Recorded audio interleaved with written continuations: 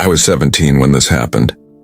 It was the summer before senior year, and I had gone with my best friend Justin to visit his grandparents in New Mexico. They lived way out in the middle of nowhere.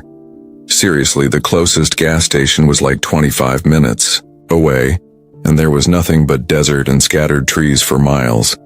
It was beautiful in that dry kind of way, but it also felt really empty and kind of eerie sometimes. Justin's grandparents had this old ranch house, and they raised a few goats and chickens out there just to keep busy. They were super nice and always tried to make us feel at home. We'd spend the days hiking or messing around on the ATVs, just wasting time. But at night it got really quiet. Like disturbingly quiet. No crickets, no wind, just dead silence. It happened on our third night there. After dinner we were out back sitting by the fire pit his grandpa had built. There was no fire, just the pit and a couple old chairs. We were watching the sky because you could see a million stars out there, no light pollution at all. After about an hour of just talking and looking up, Justin said he had to pee, so he walked off behind the shed. I stayed sitting by myself checking my phone. Even though there was no service, I just kept opening apps out of habit, you know how it is. A few minutes passed and I heard him call my name. He sounded far, like he had walked further into the trees behind the shed. I stood up and called back, but he didn't answer. I figured maybe he was trying to scare me. So I walked around the shed calling his name again and again. I got this weird feeling, then like my stomach dropped. But there was nothing out there, just trees and some moonlight. That's when I saw him, or I thought it was him. About maybe 30 feet into the trees, I saw Justin standing there completely still. He wasn't saying anything, now just looking at me. His posture was weird, like stiff, and his head was tilted to one side, like he was listening or something.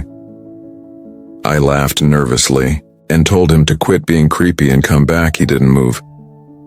I started walking toward him slowly, but something felt off. I stopped and pulled out my phone using the flashlight. And that's when I realized his clothes looked wrong, like they were Justin's, but they didn't sit right on him.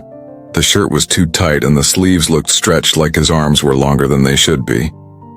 I took one more step and he grinned, this really slow, wide grin. But his eyes didn't change. They just stared straight at me. Then I heard branches cracking behind me and I turned around and saw Justin walking back from the other side of the shed, zipping up his pants.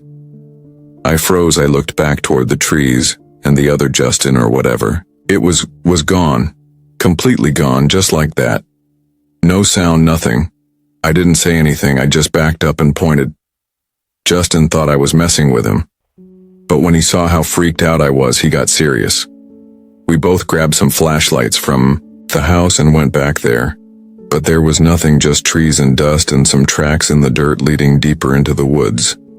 The weird part, the footprints looked like they started normal. Like boots, but halfway through they changed into something else, like animal prints, but not like any animal I'd ever seen, long, narrow, and almost like claws. We told his grandpa and he got real quiet. He just told us not to go out after dark anymore, and then added to never answer someone calling our name from the woods. He didn't explain why, just said it like it was a rule or something. I still don't know what that thing was. Maybe it was a skinwalker, like they say in the Navajo stories.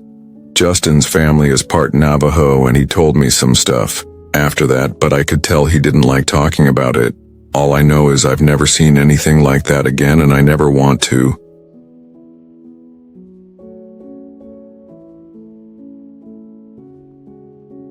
My friend Lucas and I had this tradition where every summer we'd sneak out at least once, just to say we did something reckless before school started.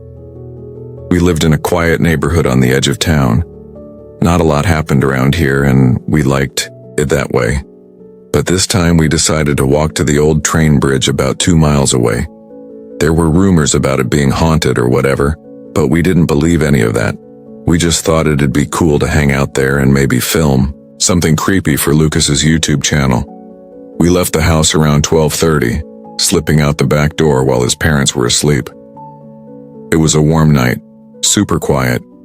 Not even the usual cricket sounds, which was weird now that I think about it anyway. The walk there was pretty chill. We joked around, messed with each other, walked down the middle of the road like idiots. Since there was no traffic, we had our flashlights out but barely used them. The moon was bright enough when we got to the bridge. We climbed up the small hill and sat on the edge, feet dangling over the tracks below. We talked about school starting, about who we thought would hook up with who, just stupid stuff.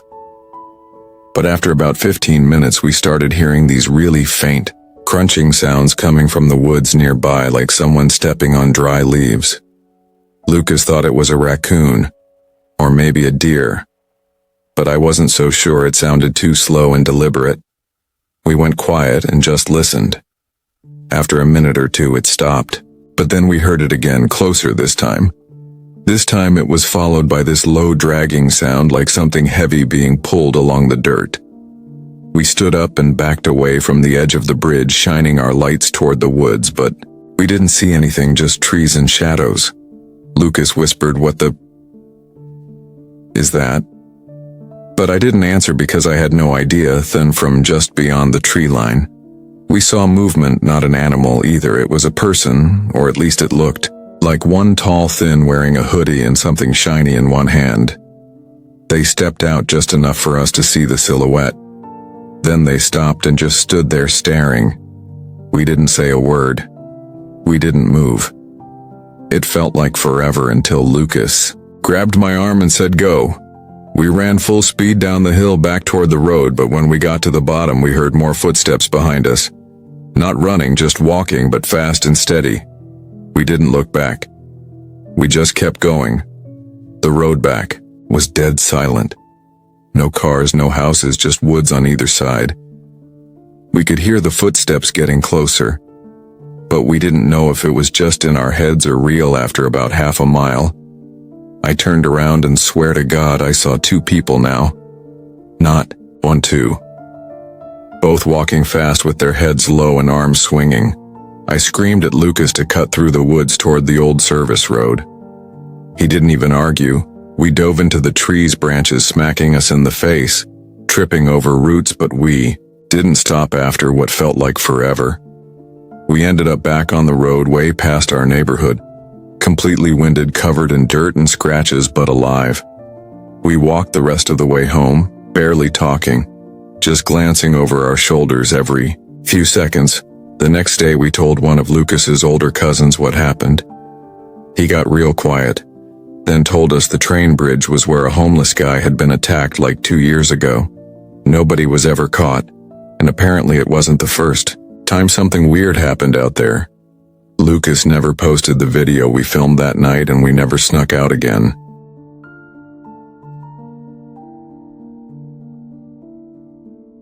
When I was 15, I used to sneak out all the time. My parents were heavy sleepers, and my bedroom window faced the side yard, so it was easy. This one night it was like 1 a.m. and my friend Mia texted me asking if I wanted to meet up. She said she found this creepy-ass house in the woods near her cousin's place and wanted to check it out. I didn't even think twice. I got dressed super quiet and popped the screen out of my window like usual. I hopped down and jogged down the block to meet her. She was waiting with her flashlight already on and a bag of snacks. We didn't know how far the walk would be. We cut through a park, then followed this trail into the woods. I had no idea where we were going. I just followed Mia the whole time. It was super dark. No moon, barely any sounds except bugs and our shoes on the dirt. She told me the house wasn't that far and maybe a 15-minute walk. Her cousin found it while hiking during the day and said it looked abandoned. Eventually we saw it peeking through the trees, this little cabin-looking house with one busted window on the second floor and vines growing all up the side of it. The door was slightly open, like cracked an inch. We looked at each other, not really sure if we should go in, but of course we did. We walked up slowly. The porch creaked like in a movie. Maya pushed the door open. It made this loud moan like it hadn't moved in years. Inside it smelled awful, like mold and something else I couldn't place. Our flashlights weren't even that helpful. Most of the inside was just dust and junk, like old furniture and broken glass. There were newspapers everywhere, like piles of them. like someone just kept collecting them and never threw any away. We stepped inside fully, and the door creaked shut behind us. I laughed nervously and said, "Of course." Mia just rolled her eyes and kept going. We wandered through the kitchen and saw a staircase going up. Mia started heading up, but I grabbed her arm and said, "Maybe we..." "Don't go upstairs," she said. "Fine, let's just finish the downstairs." That's when we heard something from the back room. It was like a soft, dragging sound, like something being pulled across the floor. We both froze. I whispered, "Was that you?" And Mia shook her head fast. We turned off our flashlights and just listened. The dragging stopped. Then we heard a door click open or closed somewhere deeper in the house. Mia grabbed my hand and we backed up into the kitchen, trying not to make noise. I was sweating so bad my shirt was sticking to my back. Then we heard footsteps coming toward the kitchen. Slow, heavy ones, like one step, pause, one step, pause. We panicked and bolted for the front door. It was stuck, like something heavy was leaning. Against it, we both started pushing, but it wouldn't move. The footsteps got closer. We could hear breathing now, like right outside the kitchen. Maya screamed, and I swear, I saw a shadow step into the doorway for a split second. Just a tall shape, not moving, just watching us. We finally got the door to budge after slamming our weight into it. The thing behind us didn't move or follow. At least not that we saw. Once we were out, we just ran.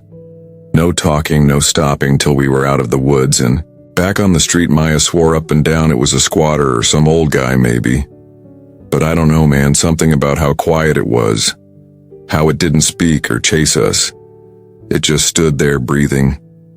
I never went back to that trail, and I never snuck out again, not once.